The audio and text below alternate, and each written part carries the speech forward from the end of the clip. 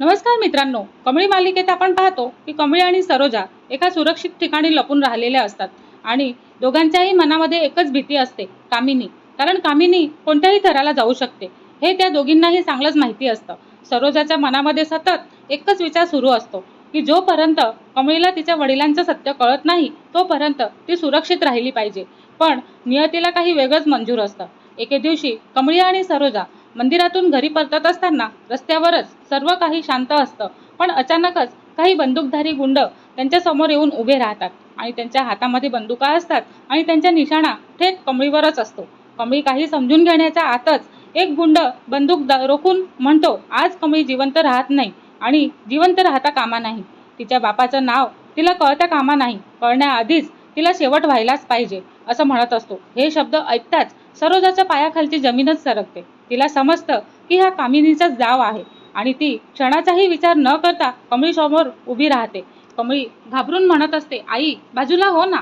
पण सरोजा ठामपणे म्हणते, नाही कमळी, तुझ्या जीवावरती आलेलं संकट आधी माझ्यावरूनच जाईल.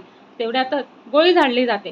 क्षणभर सगळीकडे शांतता पसरते. कमळी डोळे मिटते, पण गोळी तिला न लागता सरोजाच्या हाताला चाटून जाते आणि सरोजा वेदनेने खाली बसून जाते. तिच्या हातातून रक्त वाहू लागतं. कमळी धावतच तिच्याजवळ जाते आणि म्हणते, आई आई, तुला काय होऊ देणार नाही, डोळे उघड. सरोजा वेदनेतही कमळीचा हात धरते आणि म्हणते, कमळी, काहीही झालं ना तरीही तू मजबूत राहा. अजून तुला खूप मोठा लढा द्यायचा आहे. तोपर्यंत गावातील काही लोक तिथे येऊच लागतात आणि गुंड पळून जातात. सरोजाला तातडीने सुरक्षित ठिकाणी नेलं जातं. त्या रात्री सरोजा खूप घाबरलेली असते. ती कमळीला म्हणते, कमळी, आपण इथून निघून जाऊयात का? कामिनी आपल्याला जिवंत सोडणार नाही. रोज रोज मृत्यूच्या सावलीत जगण्यापेक्षा आपण दूर कुठेतरी जाऊयात. कमळी काही क्षण शांतच राहते. मग ती सरोजाचे दोन्ही हात आपल्या हातात ठेवते आणि म्हणते, आई, आजपर्यंत आपण पळत आलो. प्रत्येक वेळी कामिनी जिंकतच गेली. आपण हरत गेलो, पण आता नाही. आता आपण पळणार नाही. आता कामिनीलाच पळवणार आणि आपण तिचा सामना करणार. सरोजा आश्चर्याने कमळीकडे पाहते आणि म्हणते, बाळा, तू खूप शक्तिशाली आहे. कमळी आत्मविश्वासाने म्हणते, ती कितीही शक्तिशाली असली नाही तरीही सत्य तिच्यापेक्षा मोठं नाही. आणि मी आता एकटी नाही, माझ्यासोबत ऋषी आहे आणि तू आहे आणि माझ्यावरती प्रेम करणारे सगळे लोक पण आहेत. आता कामिनीला तिच्या प्रत्येक पापाची किंमत मोजावीच लागेल. सरोजाच्या डोळ्यामध्ये पुन्हा आशेचा किरण दिसू लागतो आणि दुसरीकडे महाजन बंगल्यामध्ये वेगळंच वादळ सुरू असतं. कामिनी थेट सदानंद आणि त्यांच्या घरच्यांना सदस्यांसमोर येते आणि तिच्या चेहऱ्यावरचं नेहमीसारखंच क्रूर हास्य असतं. ती मोठ्याने म्हणत असते, आज मी या घराचं सर्वात मोठं सत्य सांगणार आहे. सगळे तिच्याकडे पाहू लागतात. कामिनी पुढे म्हणते, का जिला तुम्ही इतके वर्ष ह्या घराची वारस समजत आलात ना, ती खरी वारस नाही. हे ऐकताच घरात कुजबूज सुरू होते आणि राजन, अन्नपूर्णा, महाजन, ऋषी, रागिणी, अनिका आणि बाकीचे सगळे आश्चर्यचकित होतात. कामिनी पुन्हा हसतच म्हणत असते की ह्या घराची खरी वारस ती नाही. सगळ्यांच्या चेहऱ्यावरती प्रश्नचिन्ह उभं राहतं आणि कामिनी मुद्दामच थांबते आणि नंतर म्हणते, का ह्या घराची खरी वारस म्हणजे सरोजा आहे. हे ऐकतात सगळेजण स्तब्ध होतात, पण लगेचच कामिनी पुन्हा मोठ्याने हसते. पण त्याचा आता काही उपयोग नाही, कारण सरोजा ह्या जगामध्ये जिवंतच नाही. अन्नपूर्णा महाजन संतापून म्हणते, कामिनी, तुझी जीभ सांभाळून बोल.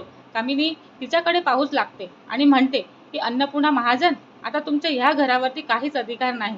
लवकरच तुम्हा सगळ्यांना ह्या घराबाहेर काढलं जाईल. आणि राजन संतापून पुढे येतो आणि म्हणतो, बस कामिनी आत्या, बस, खूप झालं. कामिनी त्याच्याकडे पाहून हसते आणि म्हणते, राजन, अजून तर खेळ सुरू झालेला आहे. जेव्हा सत्य पूर्ण बाहेर येईल ना, तेव्हा तुमचं संपूर्ण कुटुंब उद्ध्वस्तच होणार आहे. दुसरीकडे कमळीला ह्या सगळ्यांची अजून कल्पना नसते का ती सरोजाच्या जखमेवरती औषधच लावत असते. सरोजा त्याकडे पाहत मनात म्हणते, देवा, माझ्या मुलीला तिचं सत्य कळण्याआधीच तिचा जीव घेण्याचा प्रयत्न झाला. आता मी गप्प बसून चालणार नाही. वेळ आलेली आहे आणि मी स्वतः सर्वांसमोर सत्य सांगणारच आहे. कमळी सरोजाचा हात धरून म्हणते, आई, आता भीती संपलेली आहे. आता लढाई सुरू झालेली आहे आणि ह्यावेळी विजय सत्याचाच होणार आहे. पण त्या दोघींना माहिती नसतं की कामिनीने अजून एक भयानक कट रचलेला असतो. कमळीला तिच्या वडिलांचं सत्य कळण्याआधीच तिला कायमचं संपवण्याचा आणि महाजन कुटुंब उद्ध्वस्त करण्याचा. यामुळे आता कथानक अत्यंत धोकादायक वळणावरती येऊन पोचलेलं असतं. एका बाजूला कमळी आणि सरोजाच्या सत्यासाठी संघर्ष सुरू झालेला असतो, तर दुसऱ्या बाजूला कामिनी आपल्या शेवटच्या आणि सर्वात घातक डावाची तयारी करत असते. आता प्रश्न एकच उभा असतो की कामिनीचा कट यशस्वी होणार की कमळी सत्य समोर जाणून घेण्यासाठी प्रत्येक षड्यंत्रांचा अंत करणार. हे सगळं आपल्याला पुढील भागांमध्ये बघायला मिळणारच आहे. पण तोपर्यंत आमच्या चॅनलला लाईक, शेअर आणि सबस्क्राईब करायला विसरू नका. धन्यवाद.